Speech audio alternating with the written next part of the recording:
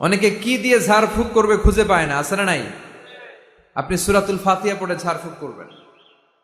অসুস্থ ব্যক্তির গায়ে সূরা ফাতিহা পড়ে ফু দিলে সুস্থ করে দেয় কে?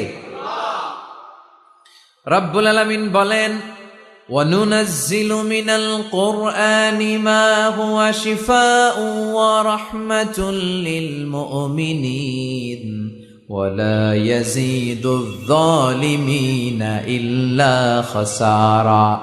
আল্লাহ বললেন, আমি কোরআনের মধ্যে শেফা রেখেছি। এই আল কোরআন আল কারীমের ভেতরে আমি আল্লাহ রহমত দিয়েছি। কোরআন পড়ে ফু দিলে অসুস্থ ব্যক্তিরে সুস্থ করে দেয় কে? আপনি যেই কোনো রোগে আক্রান্ত হন না কেন, আপনি যদি সূরা ফাতিহা পড়ে ফু দেন, সুস্থ করবে কে? বিশ্বাস হয় না সন্দেহ লাগে? যাদের বিশ্বাস হয় তাদের ফুতে কাজ হয়ে যাবে, আর যাদের সন্দেহ লাগে এরা 1000 বার ফু দিলেও কোনো কাজ হবে না।